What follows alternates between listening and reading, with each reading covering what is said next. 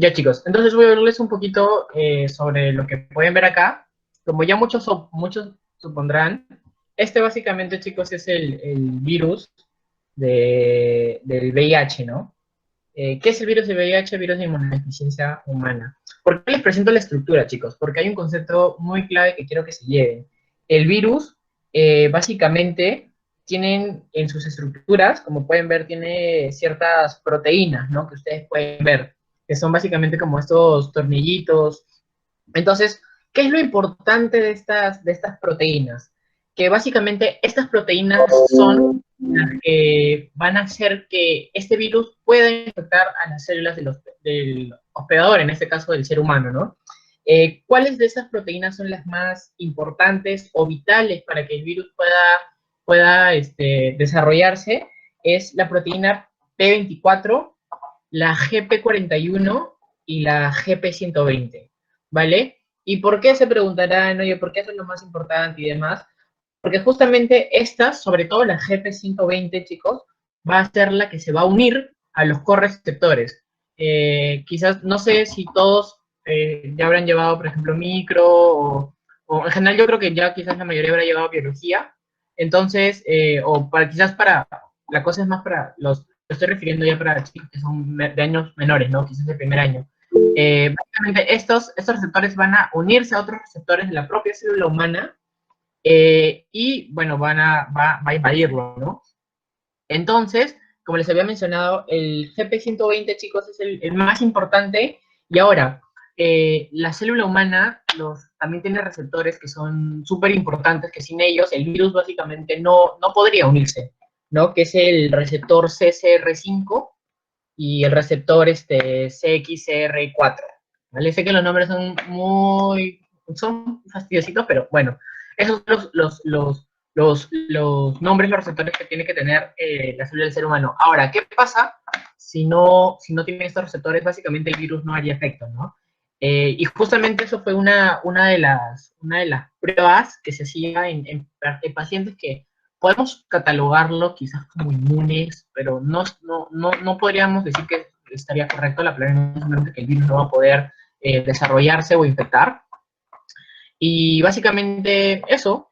Y ahora, ¿cómo se descubre esto? Es un poquito quizás de la historia del VIH. Hay un paciente que se le denomina el paciente Berlín, que podrían buscarlo en internet o leer el caso, que básicamente es un paciente que le inician transfusiones sanguíneas. Era un paciente con hemofilia, porque antes era muy, muy común que los pacientes con hemofilia al inicio de la enfermedad, ¿no? O sea, no sé si recordarán o habrán escuchado que antes como al VIH se le denominaba el virus de inmunodeficiencia de los homosexuales, hasta que empezó justamente a empezaron a infectarse muchísimas personas que tenían hemofilia, ¿no? Y, por ejemplo, algo que es característico de la hemofilia, por ejemplo, es que es común en niños, ¿no? Entonces, muchos niños tenían o desarrollaban SIDA, en este caso, porque ya detectaban tarde la enfermedad, desarrollaban SIDA y se daban cuenta que había niños que estaban muriendo con SIDA. O bueno, no muriendo con SIDA, ¿no? Muriendo por las enfermedades oportunistas del SIDA. Entonces, se dieron cuenta de eso, ¿no? Y hubo un paciente, como les menciono, en Berlín, que se le empezó a transfundir sangre justamente de un paciente que no tenía en sus glóbulos, en sus células, no tenía estos receptores, el CCR5 y el CXCR4. Y este paciente empezó a mejorar el cuadro.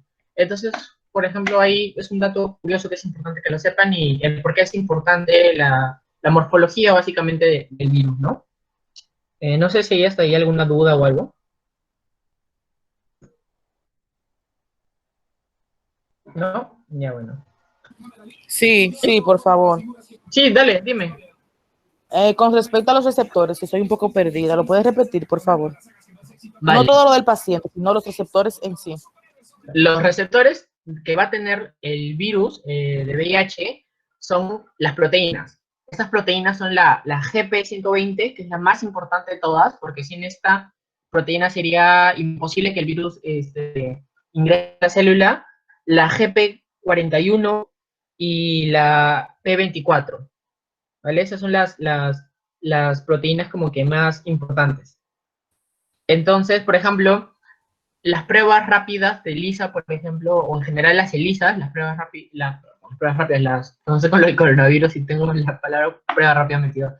Las pruebas de los inmunoensayos, por ejemplo, detectan el P24, ¿no? Entonces ahí, por ejemplo, radica la importancia del P24 o del receptor P24, la proteína, como quieran llamarlo, del VIH, ¿no? Y como les había mencionado, la más importante, la proteína de superficie más importante del virus es la GP120, porque esta va a ser la que va a unirse a los correceptores del ser humano, ¿vale?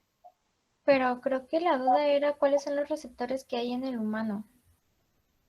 Sí, ya bueno. Los receptores que están en el humano son los CCR5 y los CXCR4, ¿vale? Esos son los cruciales o los correceptores importantes para que justamente el virus pueda unirse a las células, ¿no? ¿A qué células? A la CD4 o en verdad a cualquier célula del sistema macrófago, de los macrófagos o de los monocitos, ¿no?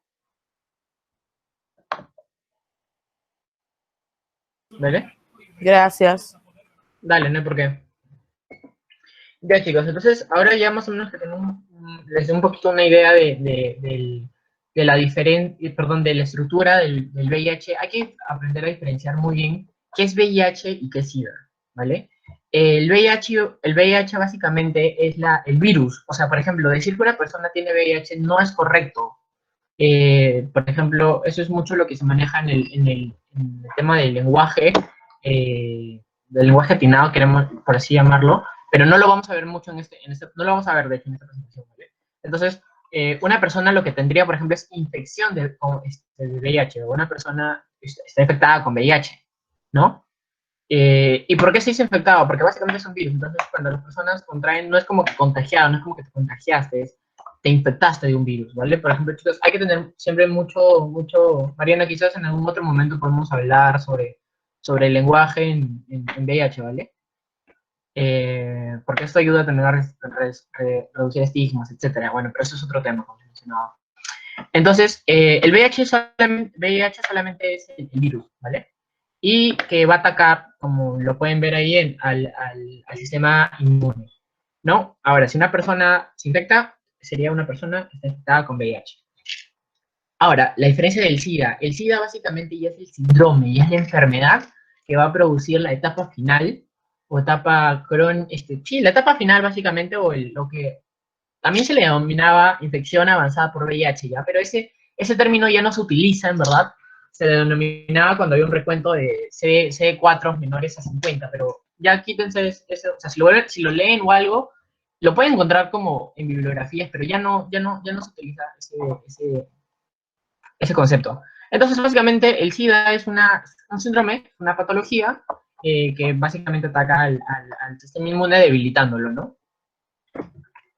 Entonces, otra vez, como les había mencionado, ¿cuál es la diferencia, no? La diferencia básicamente, otra vez, acuérdense, VIH ataca a las células CD4 o a los macrófagos por los receptores que ya hablamos, tienen que estar estos para que los pueda atacar.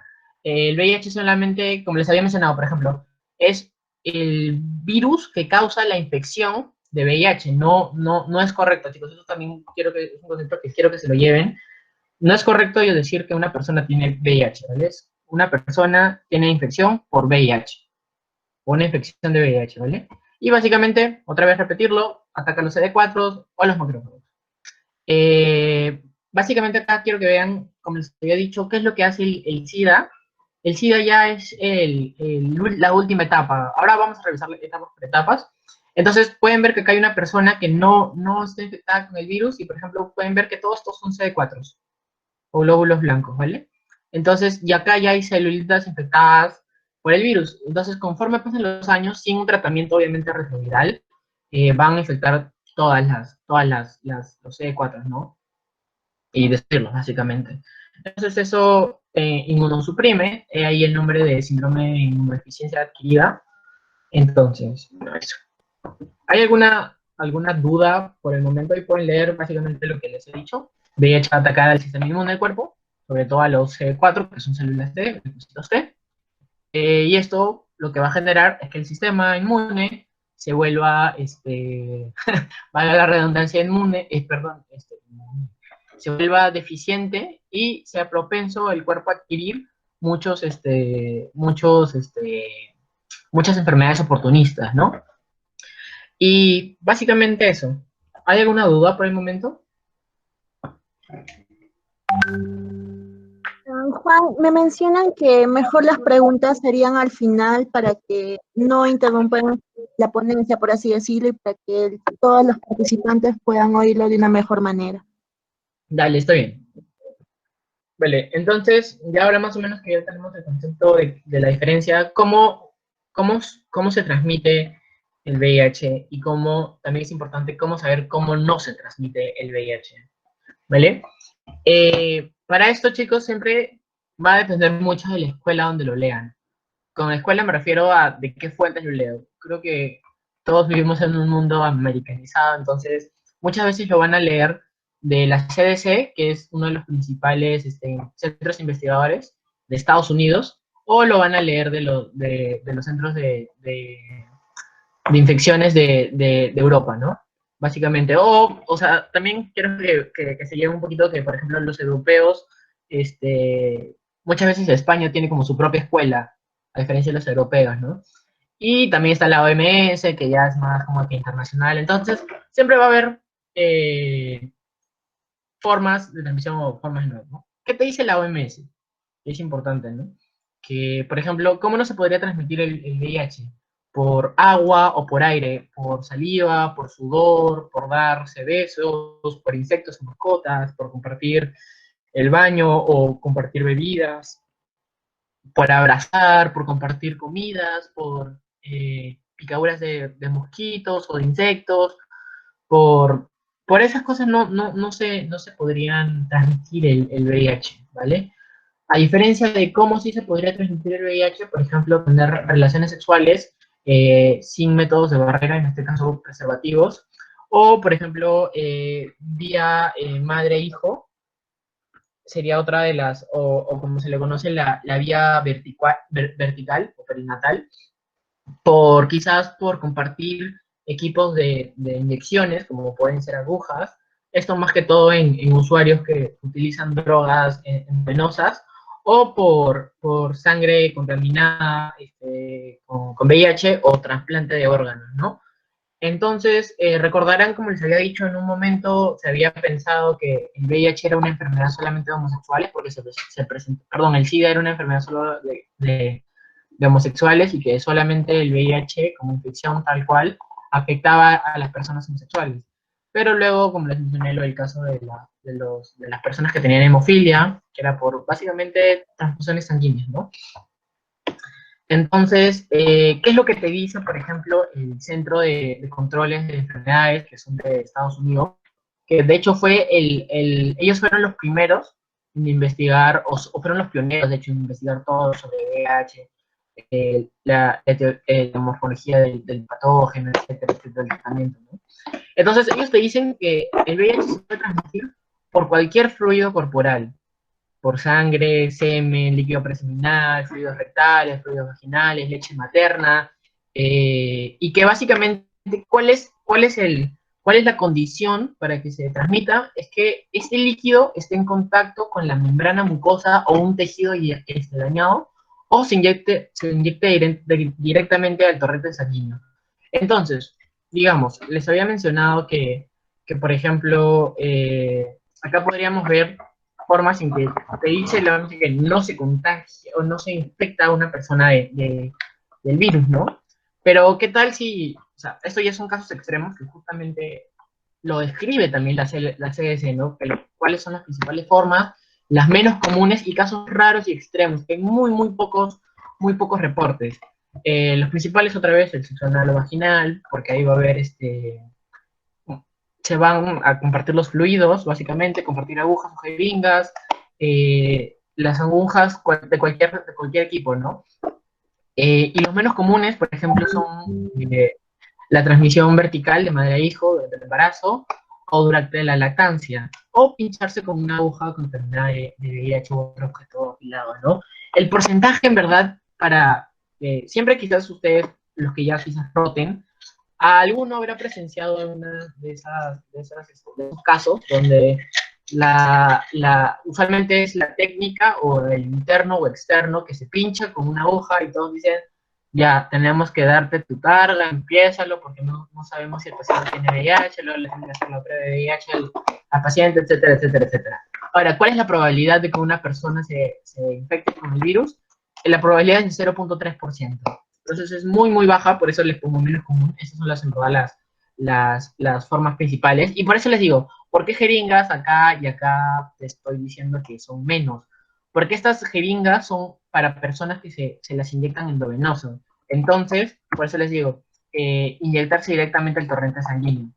Entonces, por eso al compartir jeringas o agujas, ya no se podría la persona infectar, ¿no? A diferencia si solo te das un pinchazo y no hay como que contacto, no hay bastante contacto, ¿no? Entonces, acuérdense, chicos, que es primordial que los fluidos estén en contacto con membranas mucosas, tejido dañado, llámese tejido dañado a una herida abierta, ¿no? Por ejemplo, ahí tenemos casos raros y extremos que han sido reportados. Entonces, que ustedes lo pueden revisar, chicos, en la CDC, ahí están con los links de los papers y todo. Por ejemplo, la filiación, o el cunilingus, o el anilingus, básicamente que son sexo oral.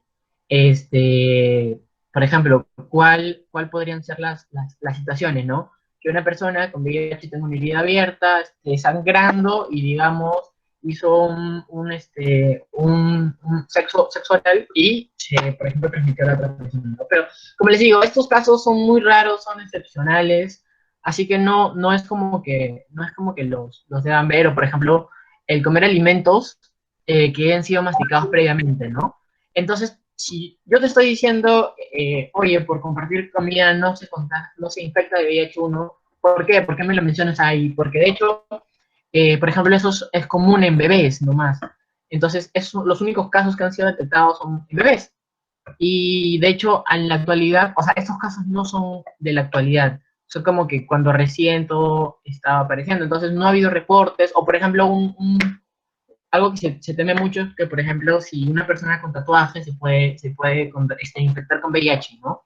Y de hecho, a la fecha no hay ningún estudio, por ejemplo, no hay ningún caso control que te haya demostrado que alguien se haya infectado con VIH a través de un tatuaje, ¿no? Entonces, estos casos raros y extremos, chicos, los pongo, pero solamente para que quizás el que tenga un poquito más de interés y demás en el tema, lo busque. Porque justamente es muy imposible, o sea, como les digo, imagínense que si en el menos común la probabilidad es 0.3%, imagínense en esto. O sea, es muy, muy improbable, ¿vale? Y son casos específicos y en condiciones específicas. Ahora, hay muchas preguntas que se hacen con lo que viene a respecto de VIH, ¿no? Es como, muchas veces, son como preguntas frecuentes. Por ejemplo, ¿cómo sobrevive, si es que el VIH sobrevive fuera del cuerpo, ¿no? Es como, ¿cuánto tiempo? Es una pregunta muy común, ¿no?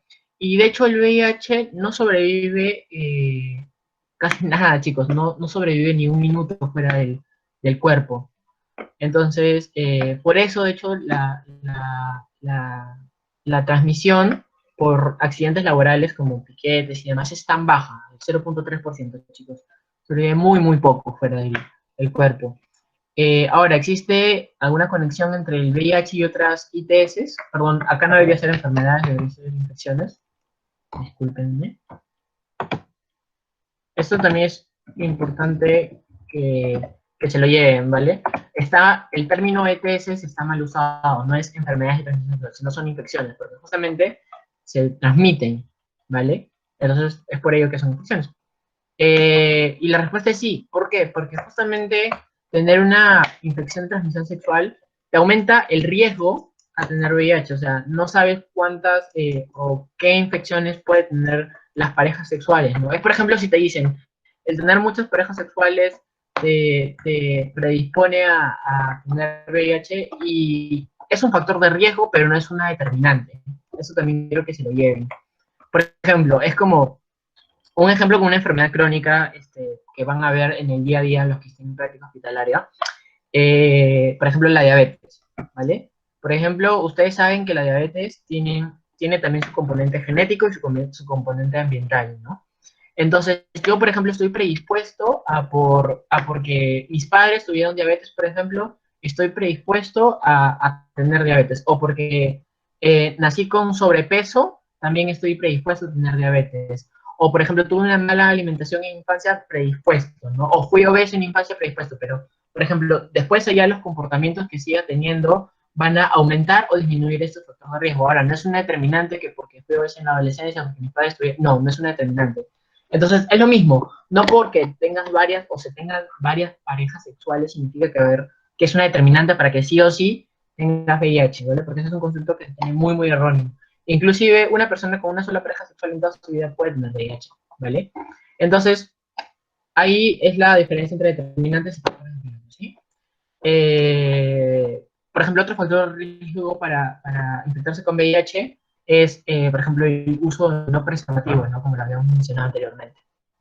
Ahora, algo también que es importante, sobre todo en parejas, donde una pareja tiene VIH positiva, es que si hay riesgo de contraer este VIH, ¿no? A la otra pareja, y la respuesta es sí, la carga, de hecho, la carga que tenga la pareja es importante. ¿Por qué?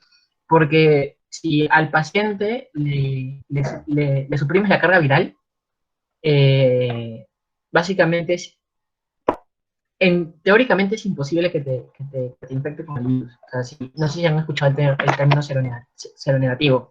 Entonces es básicamente imposible que te transmita el virus, ¿no? A diferencia si tiene una carga viral mayor, ¿no? Ahora, puedo contraer, por ejemplo, el VIH al usar otro tipo de drogas, como les había mencionado, las endovenosas son las principales, ¿no? Como por ejemplo la heroína, etcétera.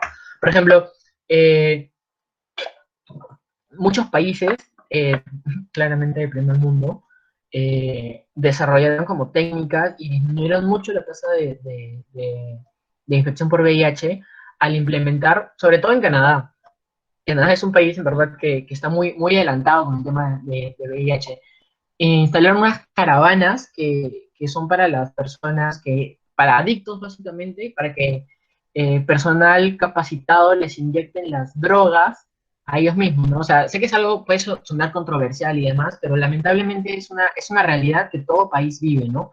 Que muchas veces, por ejemplo, hay personas que no van a ir a la rehabilitación y demás, o gente en abandono, etcétera, sea cual sea el factor, entonces el Estado implementó eso, ¿no? Y así disminuyen, por ejemplo, el que se compartan jeringas usadas, que muchas personas usen la misma jeringa, etcétera, etcétera.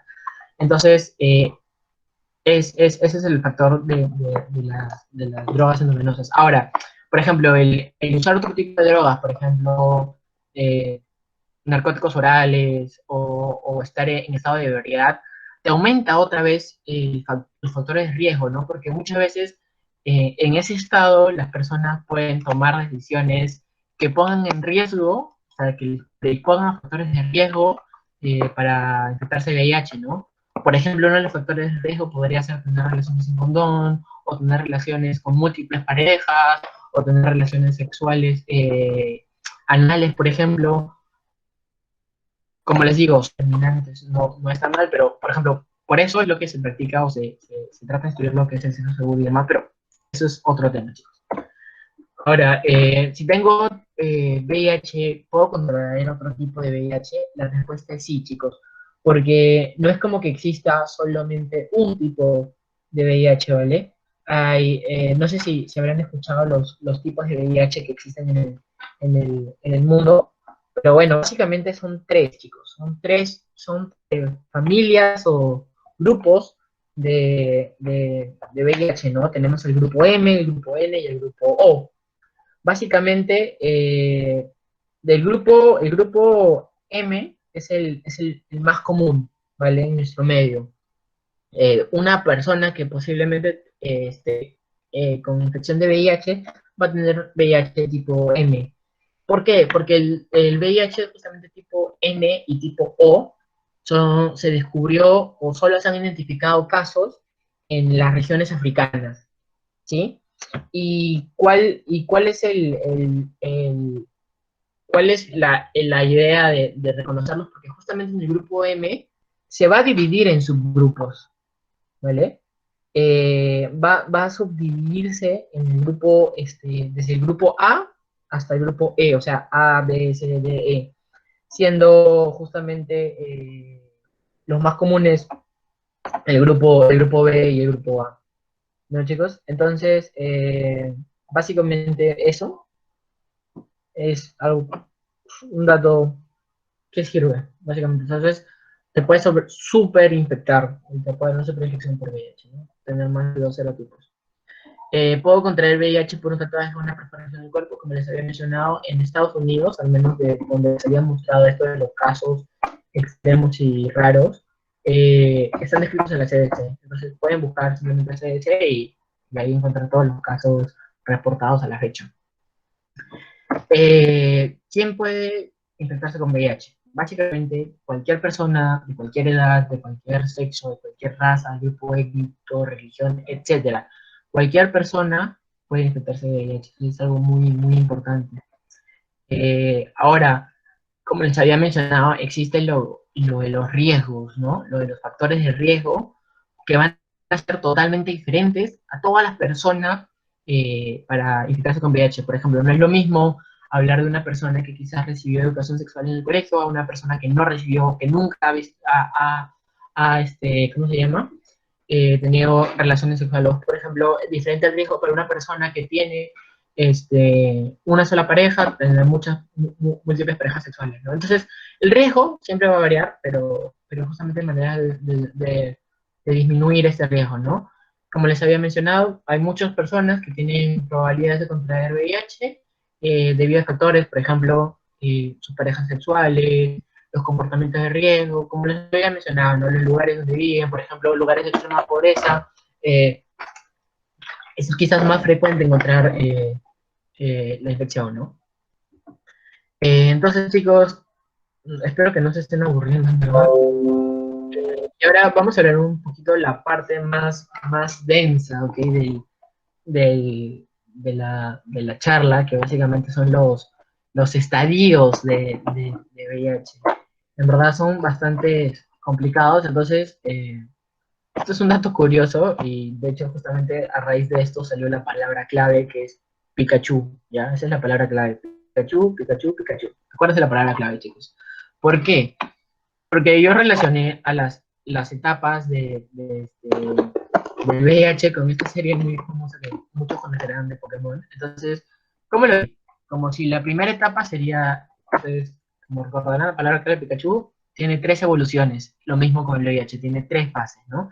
En este caso, la primera fase lo podríamos representar con este pequeño bebé que es Pikachu.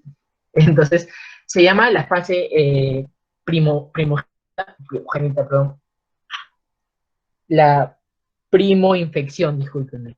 La primoinfección, así se llama esta fase, ¿vale? O es la fase aguda de infección. ¿Cómo se caracteriza? ¿Cuáles son las características de esta primoinfección? Disculpen mi infección. Básicamente, chicos, es entre las 2 a 4 semanas que el paciente se infecte con VIH.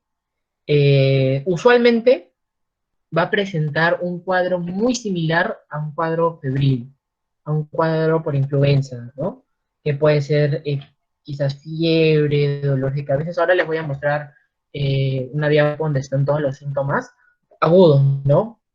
Y luego estos síntomas van a desaparecer y la persona va a estar en un estado latente del virus, donde el virus va a empezar a replicarse y replicarse y replicarse, ¿no?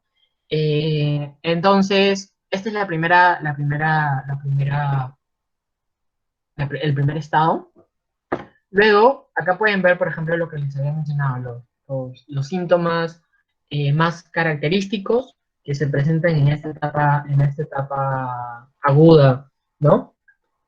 O como les había mencionado, otro nombre también es la primoinfección, ¿vale?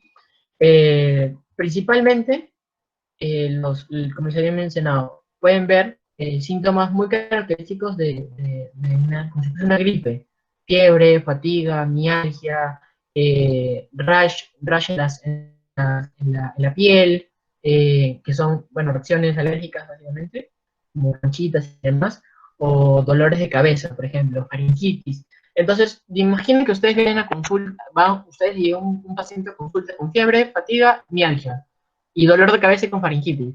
Lo primero que van a decir, ok, tienes quizás una faringitis viral. Le vas a dar un sintomático y ya no vas a saber más, ¿no? Lo diste por una faringitis viral, dijiste ya, lo dejé.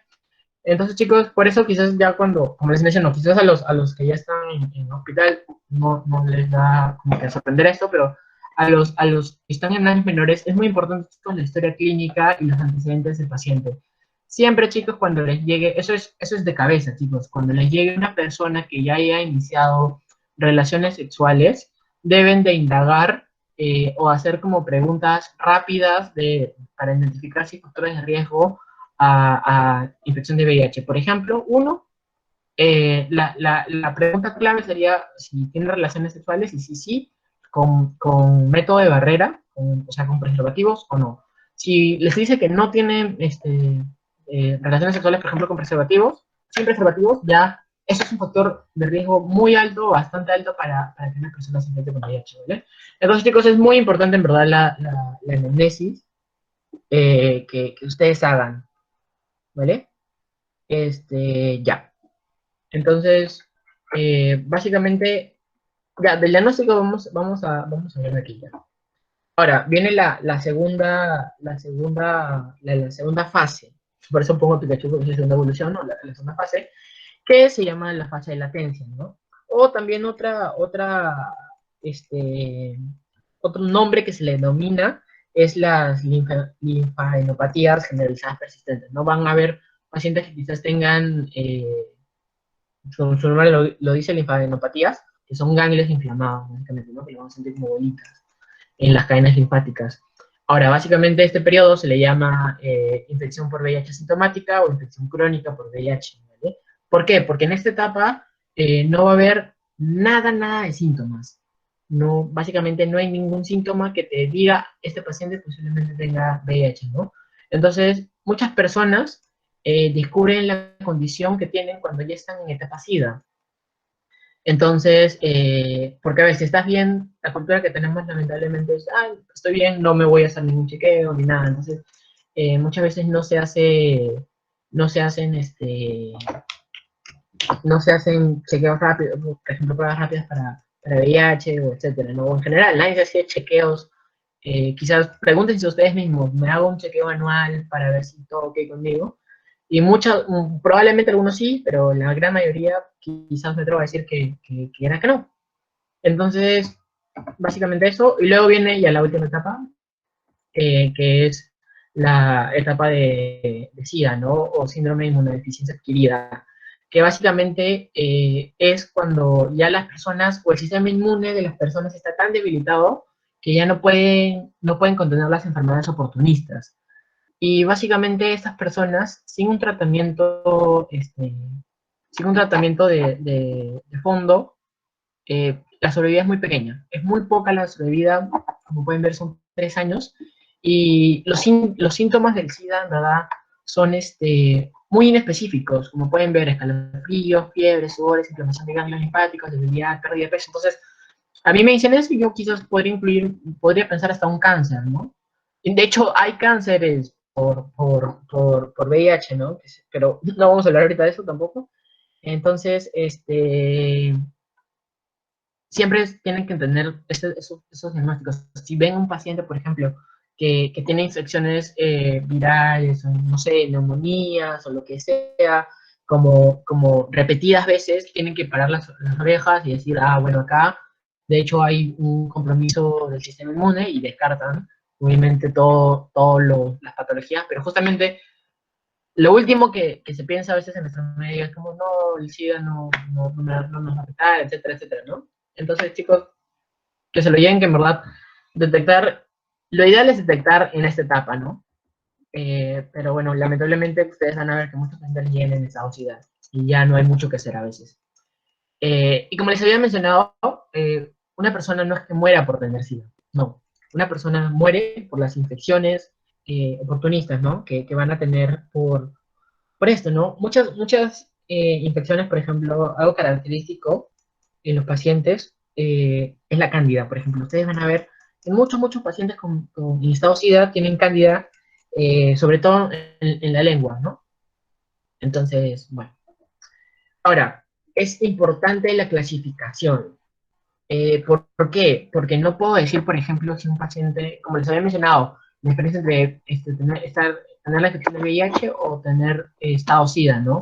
Entonces, para esto hay una clasificación y también otra vez va a depender mucho de la escuela en lo que lo vean, la escuela europea o la escuela de Estados Unidos. Entonces, pero esto ya es casi de cajón. Hay tres categorías, ¿no? La categoría ABC, que es básicamente la clasificación clínica, o la categoría 1, 2, 3, es la clasificación inmunológica, ¿no? ¿A qué me refiero con esto? La clasificación clínica básicamente es, podemos catalogar una persona en la primoinfección, ya les había mencionado cuáles son los síntomas principales. La categoría B, lamentablemente, no podemos decirlo a la clínica porque justamente tendría que tener, estar en una de estas categorías y no presentar síntomas, ¿no? Que estaría básicamente en el estadio 2 o en la latencia, ¿no? Y la categoría C, cuando ya hay enfermedades oportunistas. Lo que se tienen que grabar es que si se detecta cualquier enfermedad oportunista, por ejemplo, en bacterias, las más comunes, en nuestro medio, ¿cuál creen que va a ser? Y creo que muchos lo pueden pensar, la TB. Es, de hecho, justamente una de las enfermedades más comunes que vamos a presentar en nuestro medio. Un paciente que tenga TB, y bueno. Por ejemplo, en los hongos, ya les había mencionado, una de las más comunes, o si no la más común, básicamente es la cándida. Y ya tenemos también los parásitos, como por ejemplo los Cryptosporidium, las ciclosporas, que es algo curioso, ¿no? Cuando yo lo aprendí, por ejemplo, no sé si han escuchado la ciclospora cayetanensis, se descubrió en la universidad, entonces eso es como muy curioso, entonces siempre es un dato que se los digo. Entonces, chicos, acuérdense, cualquier enfermedad oportunista que ustedes encuentren en un paciente y hagan un examen inmunológico para ver conteo de CD4 y estos estén menores a 500, ya fijos en una etapa SIDA. Entonces, tenemos un paciente, digamos, con TB, que tiene recuentos CD4 y obviamente le vamos a hacer un ensayo, lo podemos clasificar, ¿no? ¿De qué nos sirve esta clasificación? Quizás no mucho, pero bueno, siempre es bueno saberlo y, bueno, básicamente saberles que a todos, de hecho, les tenemos que dar tratamiento, ¿no? Entonces, luego otra definición para redundancia, definir el estado SIDA, es que ya el paciente se encuentra en categoría 3 del estado inmunológico, ¿no? ¿Que esto qué quiere decir? Que hay en el estudio de linfocitos CD4 hay un recuento menor a 200 linfocitos por campo, ¿vale? Entonces, eso serían claro, sí, sería menos de 200% del recuento total de linfocitos. Entonces, esos serían, en todas, como pueden ver, en todas las escuelas, si ya tienen categoría C, es etapa SIDA, y si están en categoría 3, ya básicamente es también etapa SIDA, ¿no? En la categoría europea, con tal que tenga categoría C, ya te lo clasifican, y en la categoría americana, que tenga cualquier estado 3 y todas las C, ¿no? Entonces, espero que eso haya quedado más o menos claro, eh, para que puedan definir SIDA, ¿sí, chicos? Para que definan el estado 3 de la infección por VIH, ¿no? Estado 3, acuérdense, se denomina SIDA. Etapa 2, la puedes llamar la etapa clínica de latencia o etapa latente o linfadenopatía generalizada persistente, que usualmente no siempre va a aparecer ya. En la etapa 2 no siempre aparece esta linfadenopatía. Usualmente aparece como que entre la primera infección y unos 3 meses después, ¿no? Que, como les había mencionado, es ganglios linfáticos inflamados y que no haya una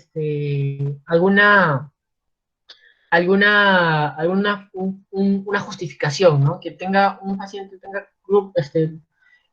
partes ganglionares inflamadas con linfadenopatía y no haya justificación, ¿no?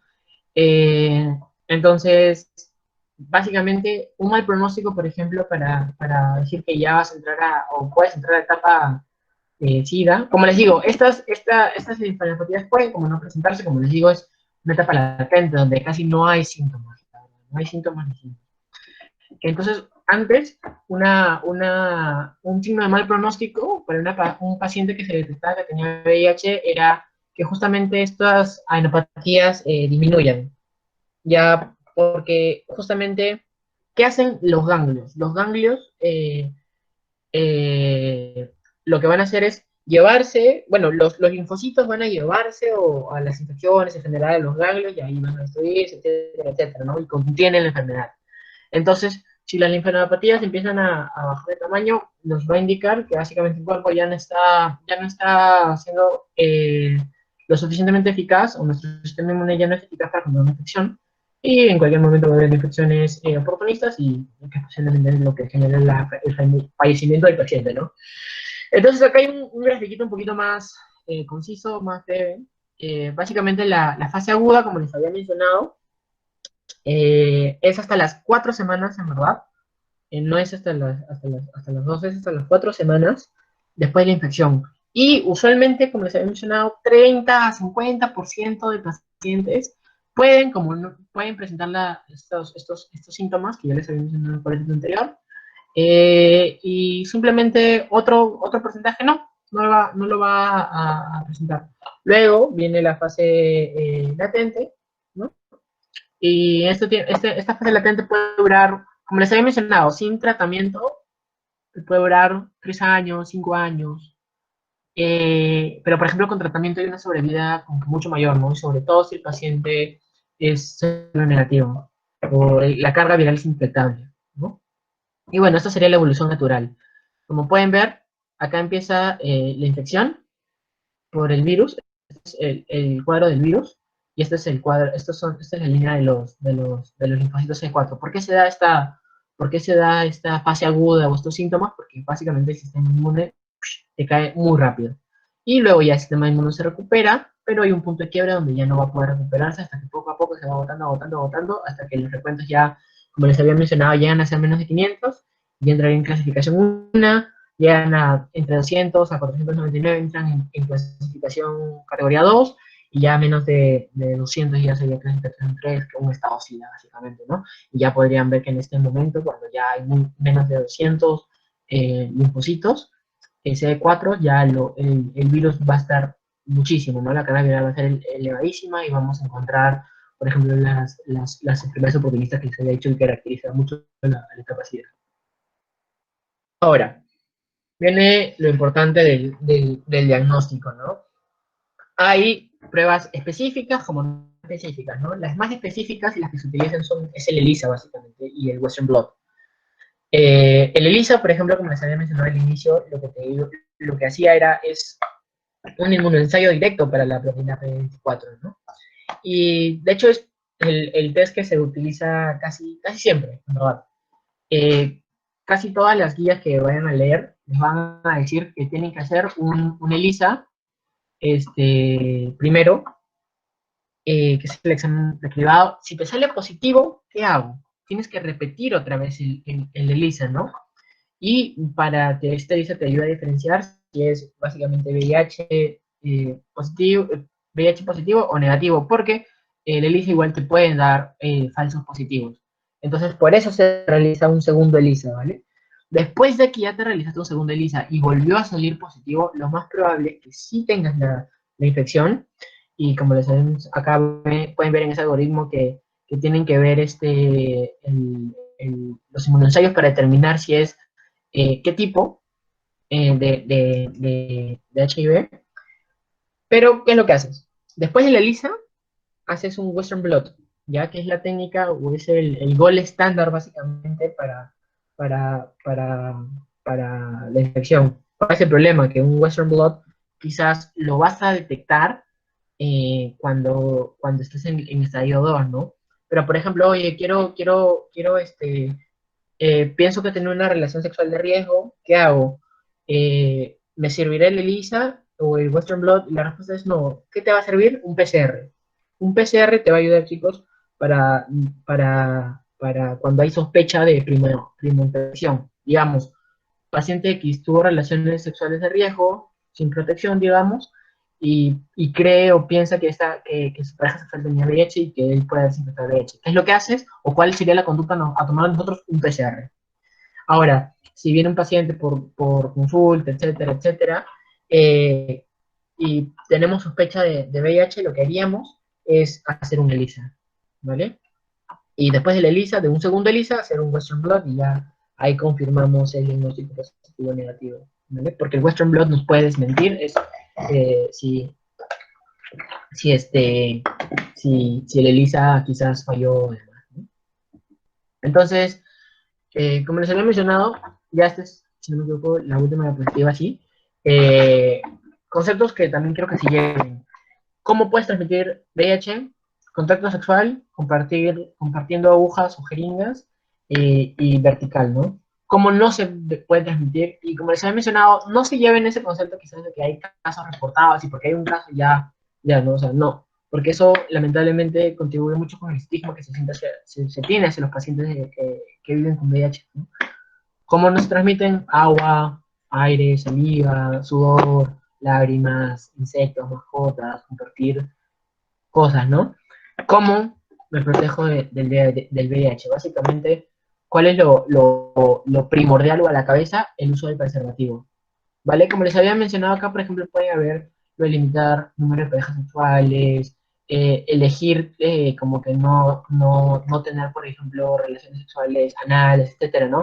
Pero ¿cuál es la cuestión? Que nosotros como médicos no podemos como anteponernos a las creencias de una persona o interferir en cómo esa persona lleva su vida, ¿no? Le podamos dar recomendaciones, correcto, pero digamos, tenemos una persona que tiene múltiples parejas sexuales, nosotros no podemos decir, ¿sabes qué? No tengas múltiples parejas sexuales porque yo te lo digo y no.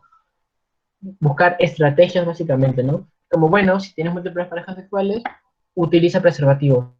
Digamos, ¿cuál sería una diferencia, por ejemplo, en una persona que tenga quizás no podríamos compararlo, ¿vale? Porque, digamos, tenemos el ejemplo de una persona que tenga relaciones sexuales con 10 personas o una persona que tenga relaciones sexuales con solamente una persona. Entonces, que una persona justamente, esta persona, la que solo tiene relaciones con una sola persona, no usa protección, pero, por ejemplo, esta persona no sabe cuál es el historial sexual de su pareja sexual, ¿no? La redundancia. No sé si están volando, pero entonces hay muchos factores de riesgo, chicos, simplemente no, siempre hay que tomar, estos son temas como muy, muy delicados, con muchos tabús, como que es, ya tengo VIH y me voy a morir, porque lamentablemente es un pensamiento que se tiene muy, muy marcado en nuestra sociedad, o que solamente el VIH es cosa de promiscuos o de homosexuales, ¿no? Que también es algo que tenemos que erradicar. Eso es trabajo con chicos de ustedes, cuando sean proveedores de salud, y que se lo lleven, ¿no? Y que también individualizan al paciente no como siempre lo repito, no como una patología, no como lo que tiene, ¿no? Sino como una persona, como un ser humano que está buscando consuelo en nosotros, ¿no? Y que tenemos que hacer lo que esté en nuestras manos para salvar la vida de esta persona, ¿no? De hecho, ahora como que se han desarrollado fármacos que pueden ayudar a prevenir la infección de VIH, que es el PrEP y el PEP, que básicamente es, por ejemplo, el PEP es como, relacionenlo como una píldora del día siguiente, un anticonceptivo oral de emergencia, como quieran llamarlo, ¿vale? Para eso sería el PrEP, el PEP. El PEP lo tendrías que tomar 72 horas antes y te ayudaría a combatir la exposición. Ojo, obviamente, como todo fármaco no es 100% efectivo, ¿vale? Y luego tenemos el PrEP. ¿Qué es el PrEP? Que son como, también relacionenlo como, por ejemplo, pastillas de estrógenos y progesterona orales o anticonceptivos orales. Relacionenlo porque en verdad el concepto es el mismo, que lo toman las personas diariamente y con esto están en teoría protegidos para VIH, ¿no? Esto no quiere decir obviamente que dejen de utilizar preservativos, etcétera, etcétera, ¿no? Pero son formas y métodos que se han creado para el beneficio de la población, ¿no?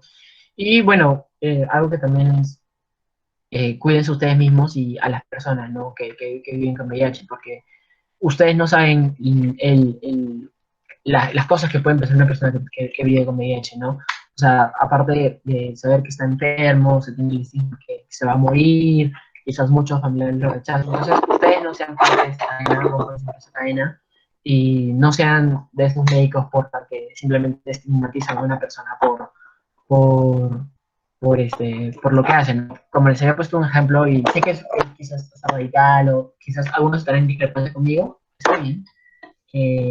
Por ejemplo, es como decir, bueno, una persona diabética, porque no se cuidó, ¿sabes qué? No te voy a dar tratamiento. Lo mismo sería decir a una persona que se infecta con VIH, por no cuidarte, no te voy a dar tratamiento. Entonces, chicos, ese chip hay que cambiarlo y espero en verdad siempre que ustedes lo tengan muy presente. Sí, chicos, nunca se deshumanicen ni deshumanicen al paciente, porque es algo vital. Entonces, chicos,